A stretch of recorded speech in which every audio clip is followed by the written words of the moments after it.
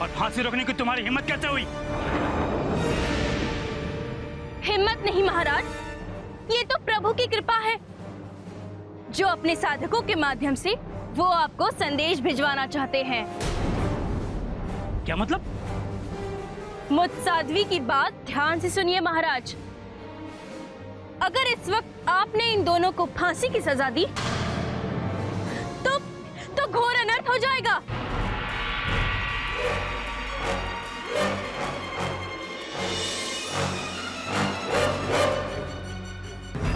मेरी बात मानिए और इनकी सजा रुकवा दीजिए।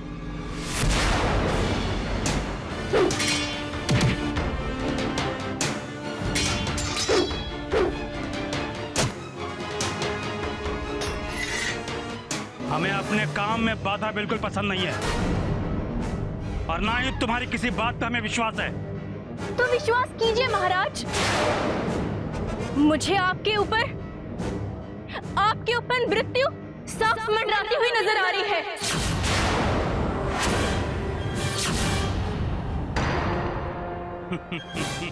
मृत्यु मेरे सर पर नहीं, आर्यवर्धन के सर पे मंडरा रही है। इस घड़ी में किसी के मरने पर उसे मारने वालों की जान चली जाती है। मैंने कहा ना, मुझे ऐसी अंधविश्वासी बातों पे कोई रुचि नहीं है। जिसके सर पर राज मुकुट हो उसके सितारे हमेशा चमकते हैं।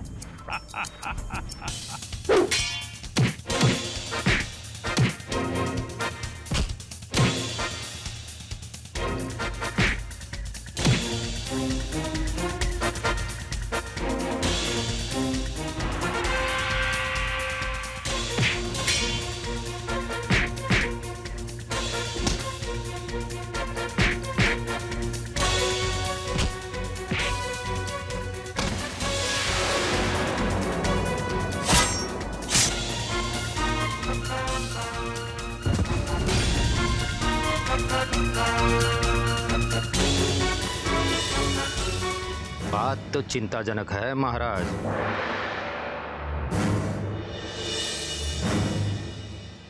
चिंता की कोई बात नहीं राजमंत्री जी। अभी इसी वक्त आर्यवर्धन निवृत्ति को फांसी पर चढ़ाया जाएगा।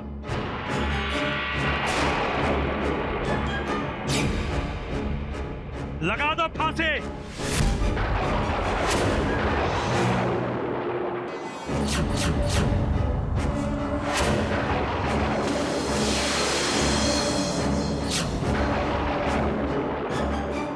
अलोक निरंजन।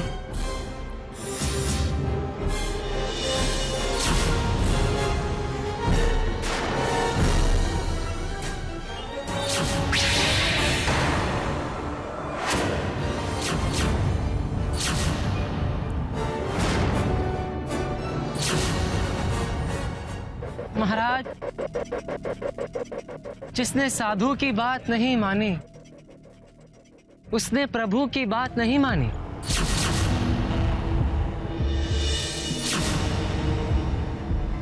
आप तो बड़े हैं, समझदार हैं। आर्यनगर के महाराज जयवर्धन को बताइए कि वो ऐसा काम ना करे, नहीं तो आर्यनगर में अनर्थ हो जाएगा।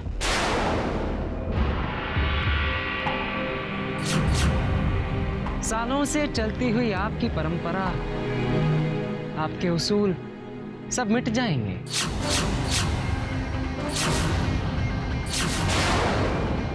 बंद करें बकवास। सैनिकों, बाहर निकालो इनको।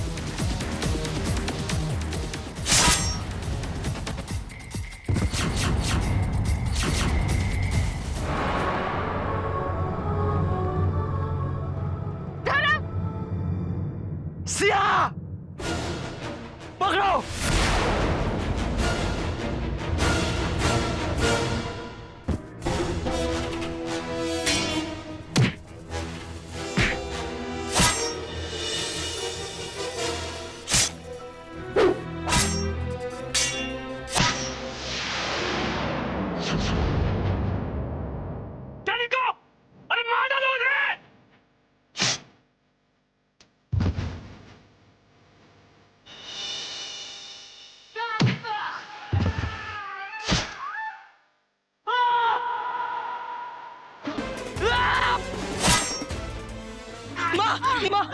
माँ ठीक तो है?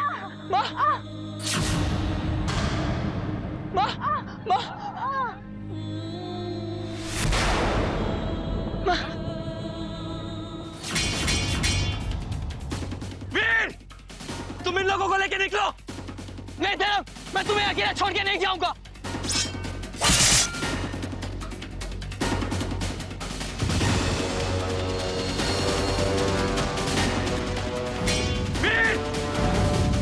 इस वक्त हमारी नहीं, वो और पिताजी की सोचो। जाओ।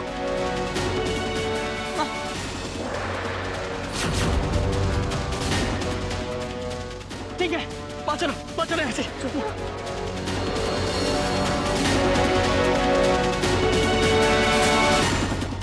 सैनिकों, अरे पीछा करो उसका। जाओ।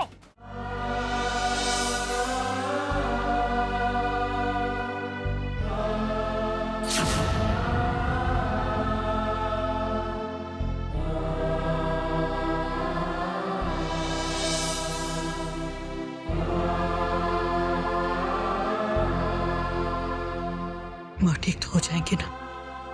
बहुत खून बह चुका है, इस समय कुछ भी कहना मुश्किल है। ऐसा मत कहिए वैज, अगर इन्हें कुछ हो गया तो फिर इनके घाव पर ये लेप लगाते रहो और समय समय पर ये काढ़ा भी पिलाते रहो। बाकी सब भगवान के हाथ में है।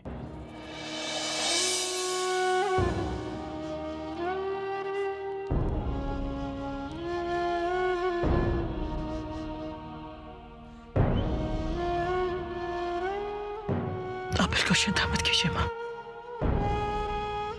आपको कभी कुछ नहीं हो रहा दूंगा।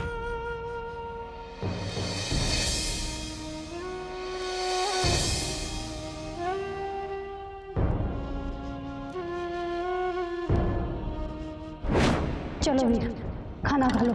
आज मैं तुम्हें अपने हाथों से खाना खिलाऊंगी। मुझे भूख नहीं है माँ। अरे भूख कैसे नहीं है? तुमने सुबह से कुछ नहीं खाया है। चलो चलो मुंह खोलो।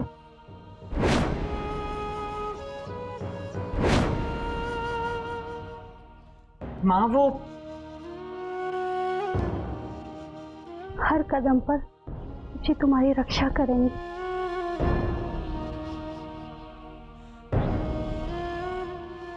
और तुम दोनों को बुरी नजर से बचाएंगे।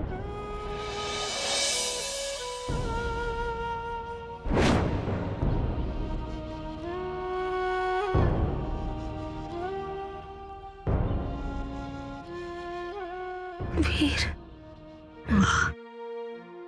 जब मेरा बेटा मेरे साथ है तो मुझे क्या हो सकता है? और मुझे कुछ हो भी गया ना वीर, तो मुझे इस बात की शांति रहेगी कि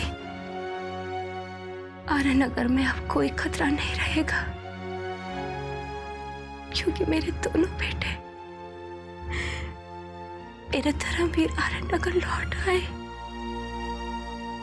मुझे कुछ नहीं होगा वीर, मुझे कुछ नहीं होगा।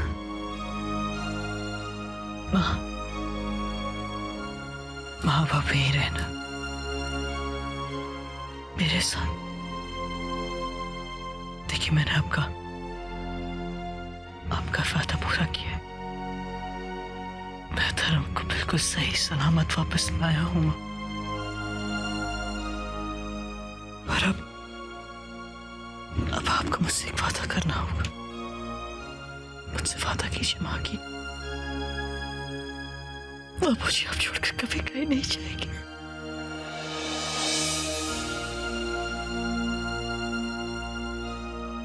वादा कीजिए मुझसे माँ, मुझसे वादा कीजिए। कहीं नहीं जाऊंगी।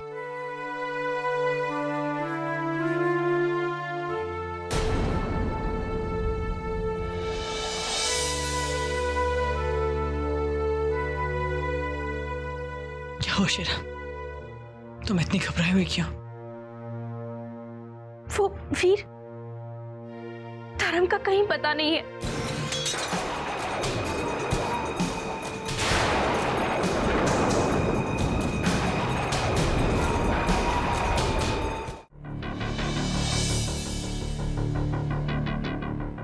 क्या हो शेरा, तुम इतनी घबराई हुई क्यों?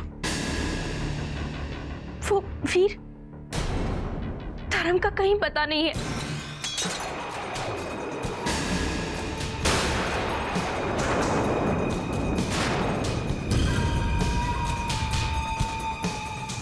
नहीं, धर्म को कुछ नहीं हो सकता,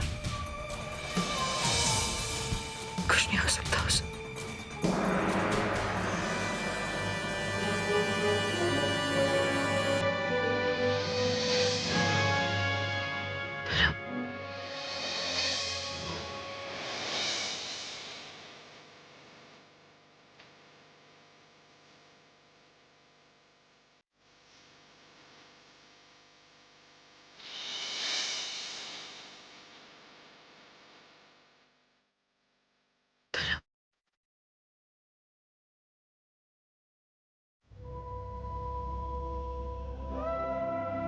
हमने कहा था ना, अब हम दोनों को कोई अलग नहीं कर सकता।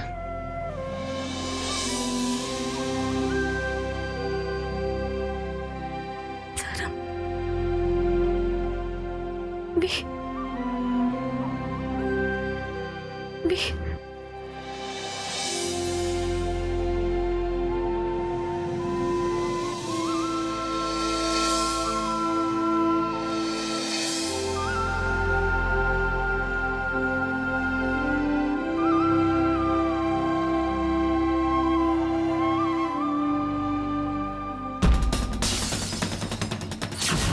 मेरी सारी योजना मिट्टी ही मिल गई, सारी।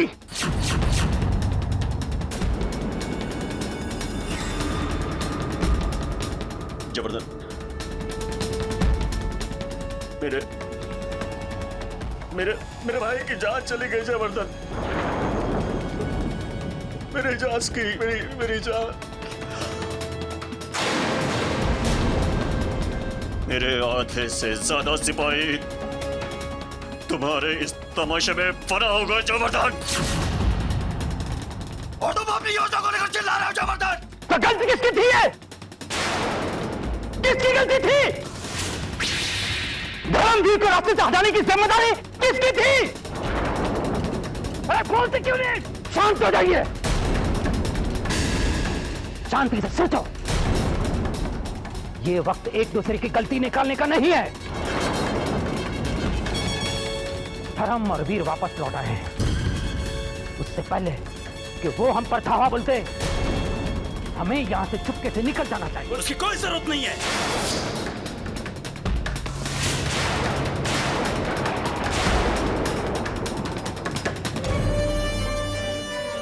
वो दोनों अकेले हैं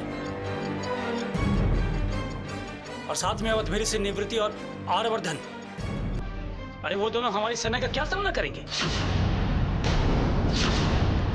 अरे हमारे सिपाही से बहुत जल्द से जल्द पकड़ के ले आएंगे और उसके बाद वो निवृत्ति, आर्यवर्धन और धर्मवीर, इन चारों को सूली पे चढ़ा दूंगा मैं, सूली पे।